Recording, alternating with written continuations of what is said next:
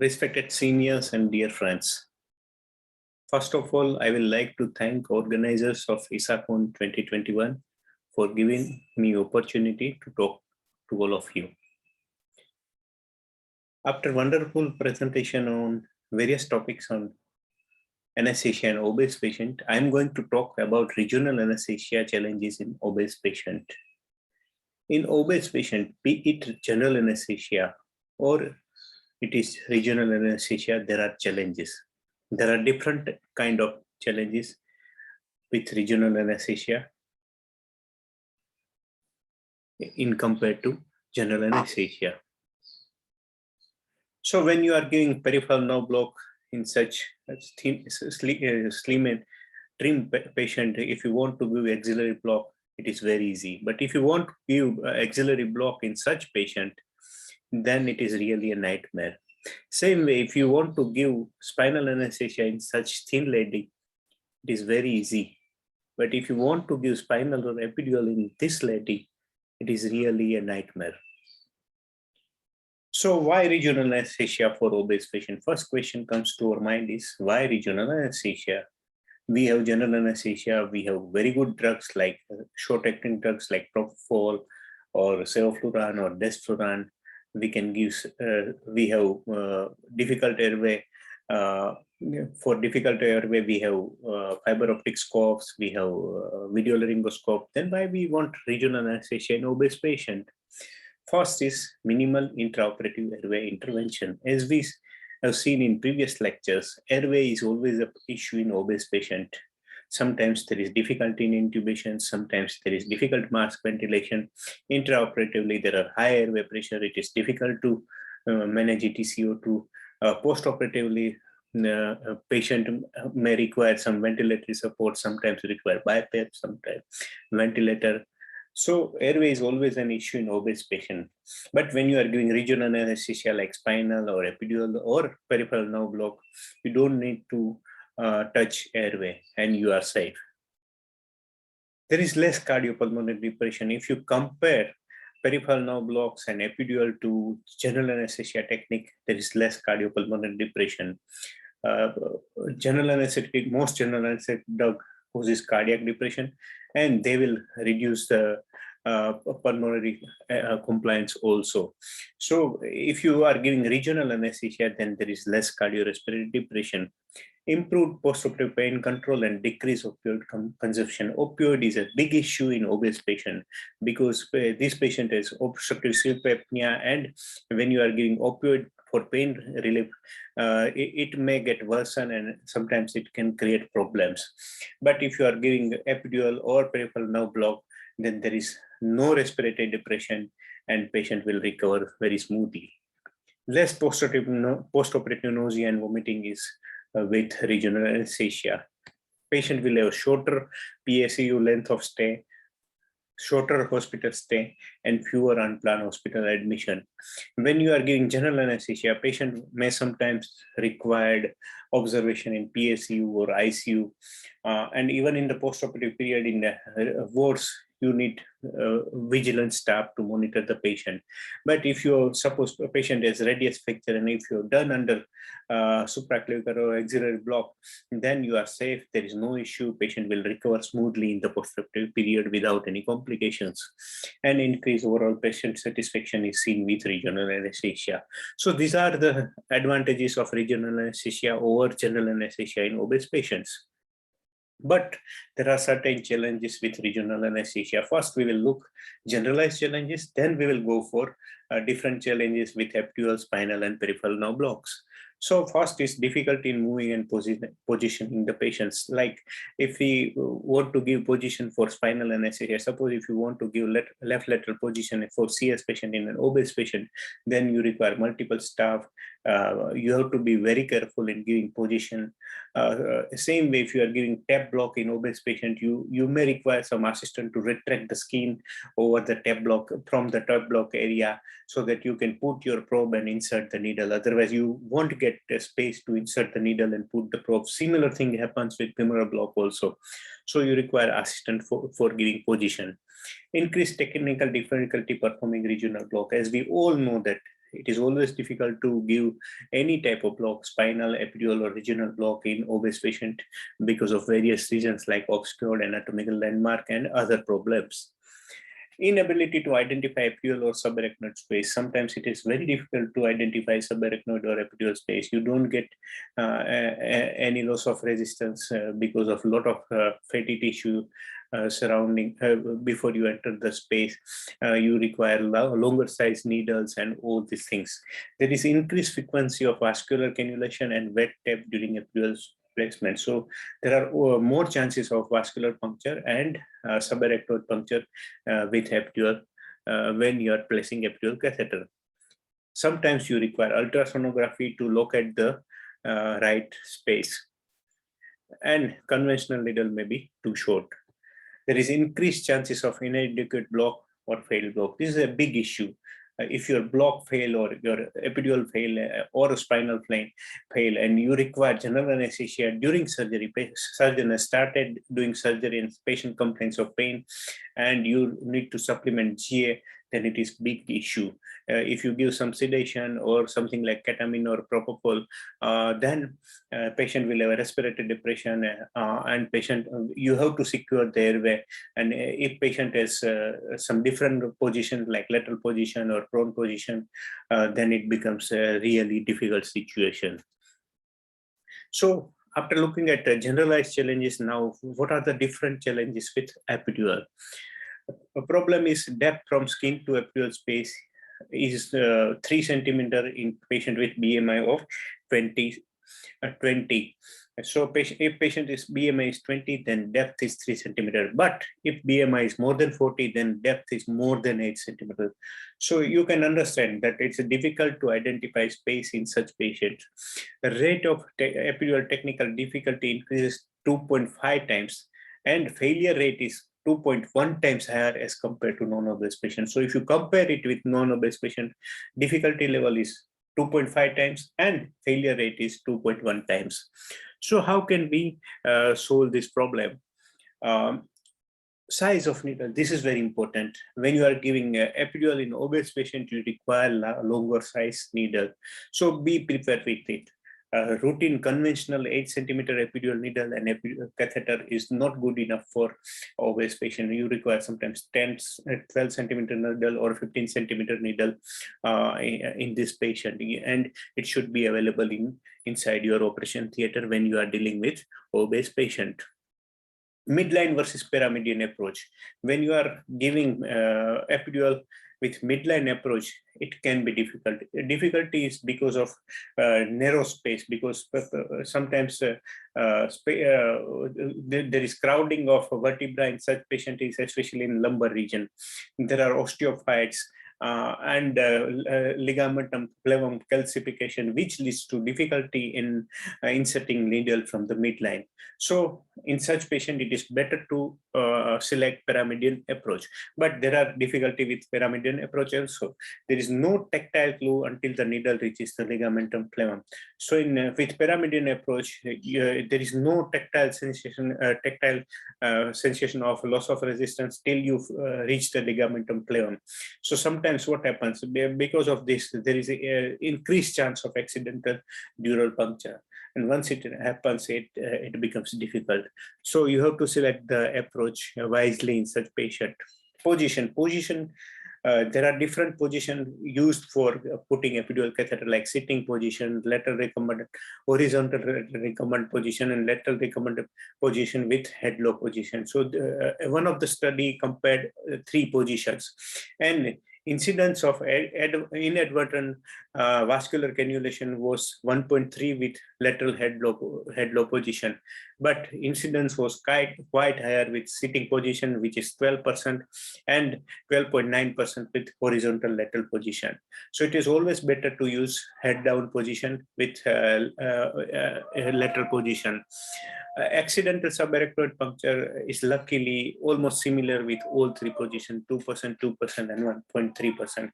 But it is always better to keep the patient in lateral position with head low to reduce the chances of vascular puncture.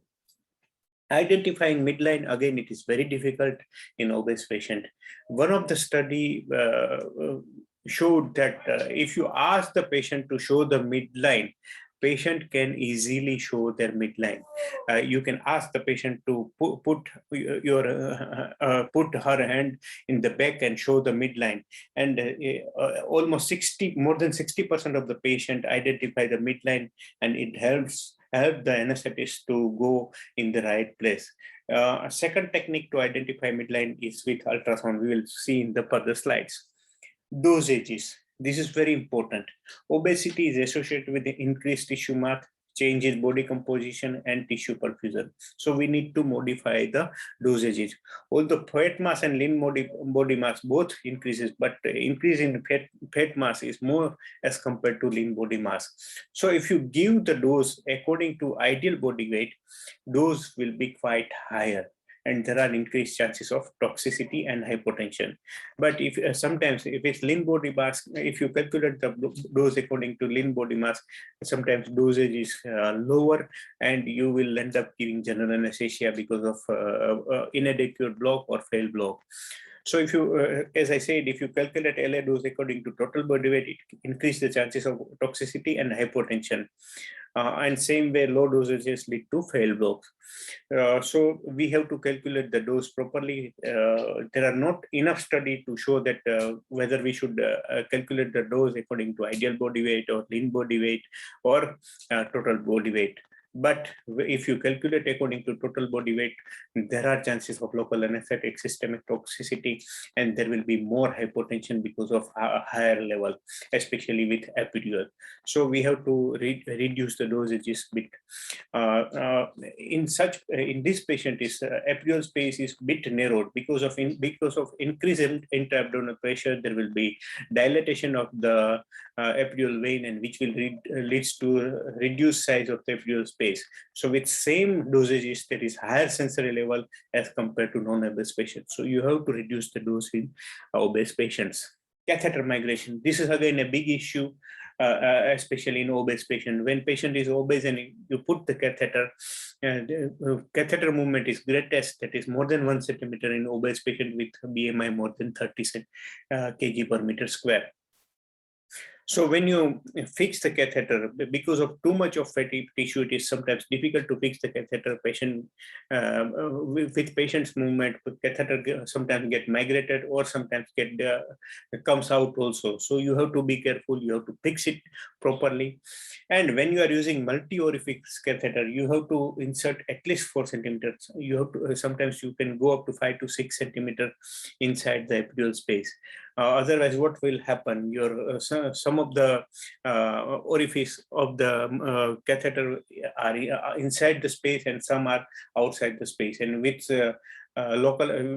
because of that, some of the dose will go in the outside the epidural space, and patient will have a failed block or inadequate block. Inadvertent epidural venous puncture. As I said earlier, it is more common with obese patient as compared to non-obese patient, and this results in higher incidence of multiple puncture. At the same time, other studies said that accidental epidural venous puncture is observed in more frequently, that is 17% with obese as compared to non-obese, that is 3% only. It is because of higher incidence of multiple puncture attempt. So it is said that because of multiple puncture, there is increased chance of vascular puncture, and same way because of higher incidence of vascular puncture, we have to do multiple attempts. So both are true, and in different study, both things are seen. Wet tap and PDPH. In non-obese patient, if you compare the wet tap or inadvertent dural puncture, in non-obese patient, it is 0.16% to 1.3%, while it is up to 4% in obese women. But if you look at the incidence of post-dural puncture headache, it is almost similar. Why it happens so? In one of the studies, they said that PDPH is 24% in obese patient after subarachnoid puncture, inadvertent dural puncture, as compared to 45% incidence in non-obese patients. So incidence is higher in non-obese patient. Why? This is because of increased abdominal panicles, which raise the abdominal pressure. Subsequently, it will lead to higher epidural pressure, which will slows the cerebral spinal fluid leakage. So because of higher epidural venous pressure and higher pressure inside the epidural space, CSF leak will be slower, and there are less chances of PDPH.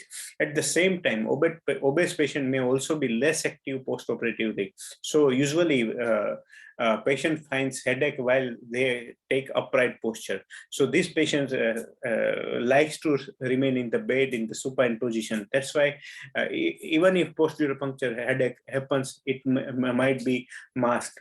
So incidence is, they found the incidence lower in obese patients. So sometimes it is like blessing in disguise. Obesity reduces the chances of PDPH. Using of ultrasound. Ultrasound is used to identify the midline. Second important point, you have to identify the intervertebral space and depth from the skin to epidural space. How it is done? You have to use a curvilinear probe. Put the curvilinear probe initially in the sagittal plane. Look for the spinous processes. You have to look for the sacrum first, then go upward, identify L5, L4, and then make the probe transverse. Once you make the probe transverse, you will see the spinous process and the transverse process along with the body of L5 or L4 vertebra. Then you have to move the probe upward to go between the space between the L4 and L5.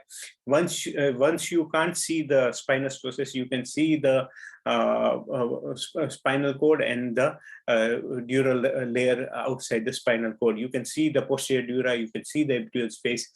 So so you have to mark initially midline. Then you draw when you cannot see the spinous processes, at that point you mark another 2 points, like you can see here, and at the junction of this your needle's entry site will be there. At the same time, you can see the epidural space, so you can mark the distance between skin and epidural space, so you can know where you will get the epidural space. So this is how you can use ultrasound to identify epidural space and then insert the needle. Now, after looking at the challenges with epidural, there are challenges with spinal also. They are almost similar. Dosages, as we all know, in obese patient, requirement of dose is lower to get similar sensory and motor level. Because of in obese patient, vena cava is compressed, so there will, because of abdominal contract, that will lead to collateral circulation through the distant extradural vein, that will reduce the CSF volume. So CSF volume is lower in obese patient as compared to non-obese patient. So with same dose, patients' spinal level will be higher, sensory and motor level both will be higher. So you have to reduce the dose in obese patient. Size of the needle, you have to choose the correct size needle. In morbidly obese patients, sometimes you require 15 centimeter needle also. Various size of the needles are available in the market, and you have to, your OT should be equipped with all size needle when you are dealing with obese patient.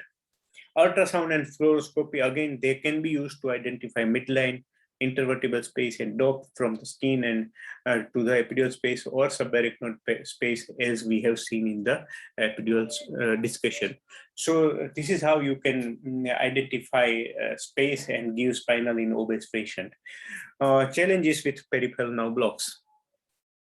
In peripheral nerve blocks, it is difficult to identify landmarks. Suppose if you are giving supraclavicular block, it is difficult to palpate the subclavian artery. Suppose if you are giving interscalene block, then it is difficult to palpate interscalene groove. Suppose you are giving femoral nerve block, then it is difficult to palpate the femoral artery. Same time, when you are using ultrasound guided technique, it is of course useful. You can give all this block in any obese patient with ultrasound, but there are challenges with ultrasound also. Like when you put the ultrasound probe here, there is lot of there is very small space because of a short neck and lot of fatty tissue.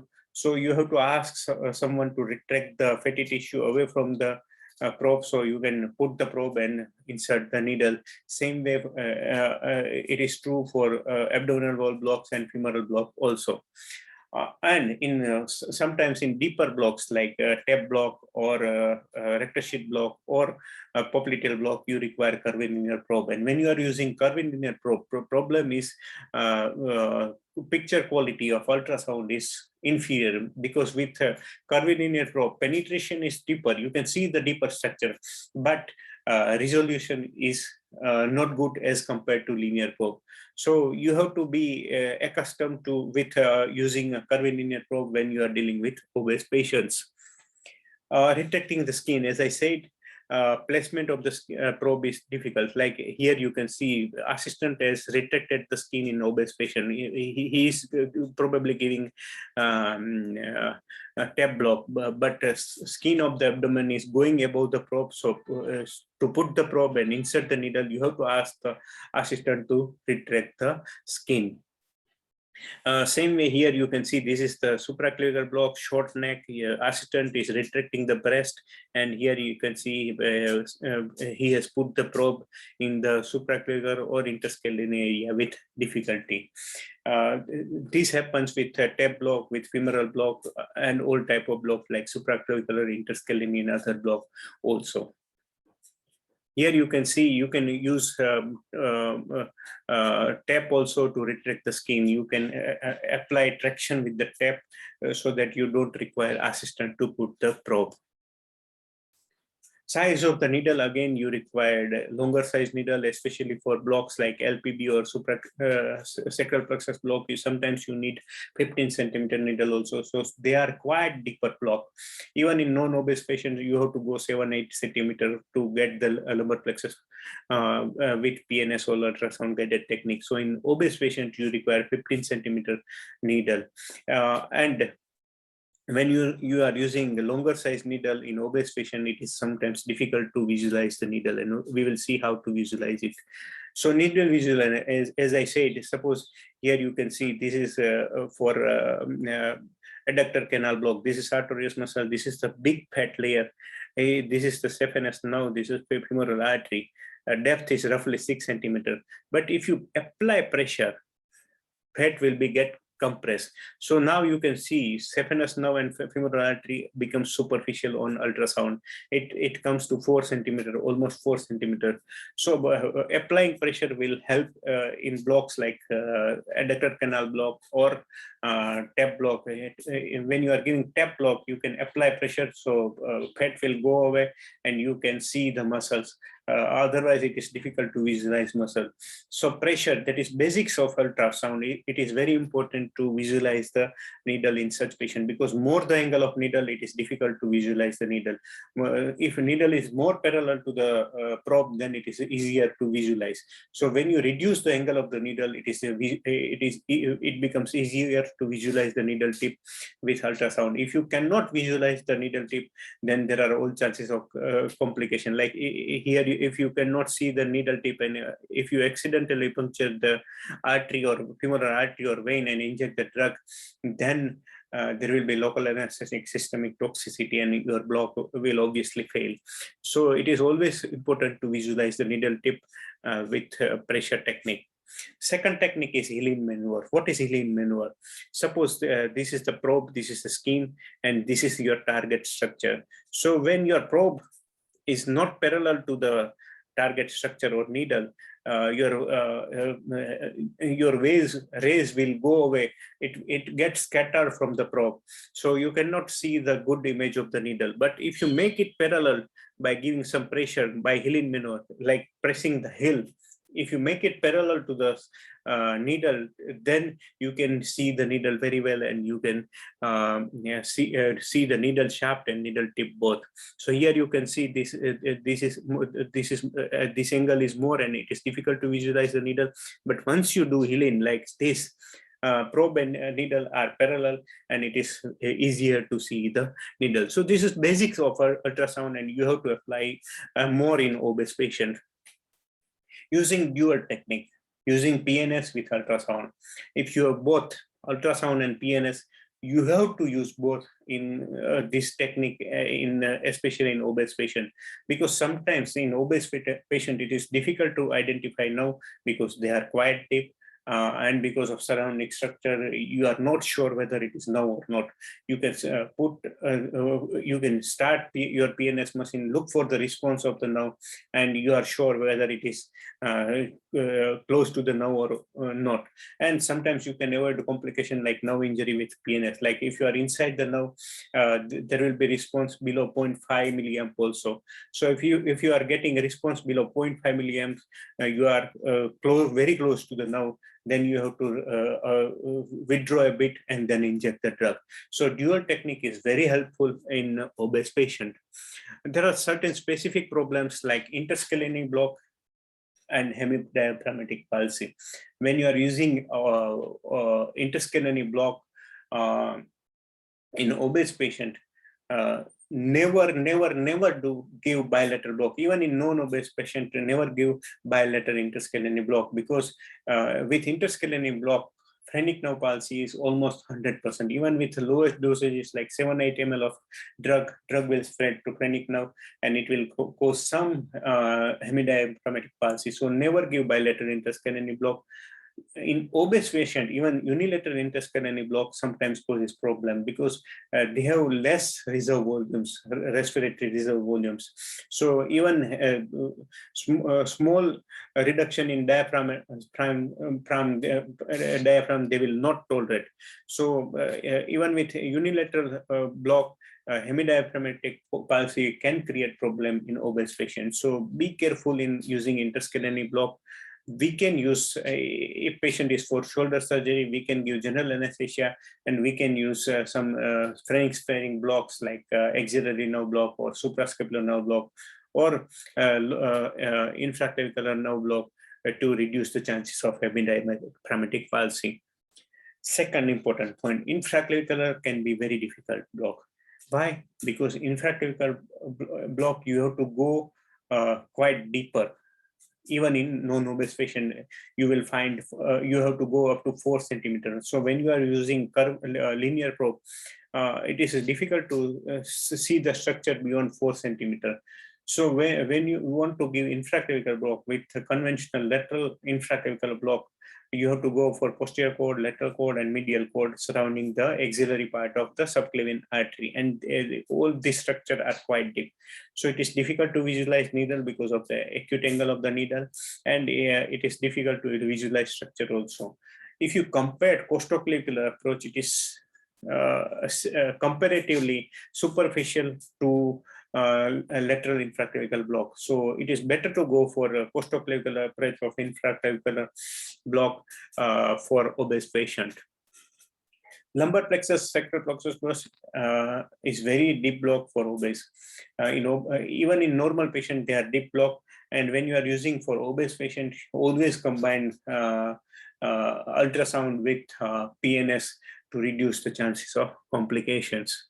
Adductor canal block and venous puncture. As I said in previous slides, when you are doing adductor canal block, it is quite deeper because of big thighs in obese patient, and there are sometimes it is difficult to visualize the needle tip, and when you are inserting the needle, there are chances of venous puncture. So always be careful when you are using adductor canal block in obese patient. Always visualize the needle tip. Always aspirate before inject in such cases. Thoracic paravertebral block, there is always confusion whether to use out of plane technique or in plane. With in plane technique, it is visualization of the needle is better, but in obese patient, you have to go at a steep angle, so it is difficult to visualize the needle even with in plane technique. So you can go with out of plane technique with hydrodissection and locate the thoracic paravertebral space in obese patient. Failure rate is quite high in obese patient with thoracic paravertebral block. SAP block, you require assistance to retract the skin. We are using regularly SAP block in obese patient for MRM, but breast tissue will fall on the SAP area because of huge breast in obese patient. So you require assistance to retract the skin and then insert it. And another important point, if you are giving deep SAP, that is below the serratus anterior muscle and above the rib, be careful, look at the needle tip all the time, otherwise you can puncture the pleura. So these are the points you have to be careful while giving peripheral blocks in the obese patient. This is very important slide. TAP is very common block. When you are giving TAP in non-obese patient, you can see subcutaneous tissue, external oblique, internal oblique, and transverse abdominis muscle. But when you are giving TAP block in obese patient, there are 2 layers of subcutaneous tissue.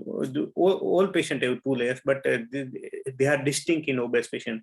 They are Kemper's fascia and Scarpa's fascia. And Scarpa's fascia, here you can see it is a fibrous layer of the fatty tissue, and it looks almost similar to muscle. So there are chances that you can make a mistake of considering Scarpa's fascia as external oblique muscle, and you can inject the drug in wrong plane. So suppose if you think this is the external oblique, this is internal oblique, then you will inject the drug here. So in obese patient, always count from above and from below. So this is external oblique, internal oblique, transverse abdomen, and count from below also. This is peritoneum. Then above peritoneum, you will find transverse abdominis. This is internal oblique and external oblique. This will reduce the chances of error, and you will inject the drug in proper plane. So you have to be careful in TAP plane, TAP block also. Last part is combining general anesthesia with regional anesthesia. This is very good in obese patient. In any surgery, suppose if you are doing bariatric surgery, if you can combine general anesthesia along with regional anesthesia, it will reduce the requirement of opioid. It will reduce the chances of postoperative respiratory depression and sedation. Even during surgery, you will reduce the it will reduce the requirement of opioid and anesthesia gases. So whenever possible, when you are doing surgery in obese patient, combine general anesthesia along with regional anesthesia. You can either give suppose if it is laparoscopic surgery, you can do infiltration. If it is open surgery, you can do blocks or epidurals or spinal along with general anesthesia. That is very helpful. It will provide stable hemodynamics, and patient will have no postoperative pain that will lead to improved cardiac and respiratory function in the postoperative period. So regional anesthesia has got a lot of advantages, and if you combine it with GA, GA will be safer as compared to GA alone. So to conclude my talk, there have still been a few studies describing RA techniques, their probable challenges and consequences in obese patients. So in literature, there are very few studies. Regional anesthesia definitely helps us to avoid cardiopulmonary complication relative to GA in obese. However, it should be kept in mind that performing regional anesthesia in this subject is technically more difficult, and the failure rate is higher than normal size individual. So obviously, regional anesthesia is safer as compared to GA, but technically it is more demanding, more challenging. If you are not confident enough, go directly for GA along with regional anesthesia rather than going for regional anesthesia alone. Ultrasound guidance provide imaging advantages and increases the probability of successful block performance where suspect landmarks are difficult to identify or see. But you have to be expert of ultrasound guided technique when you are using this technique. The benefit to risk balance and the decision to use an appropriate RA technique should be made carefully considering patient's physical status, comorbidities, surgical features, and also anesthetist experience. Last point is very important. How experienced you are, accordingly choose your technique and go for it. Thank you very much.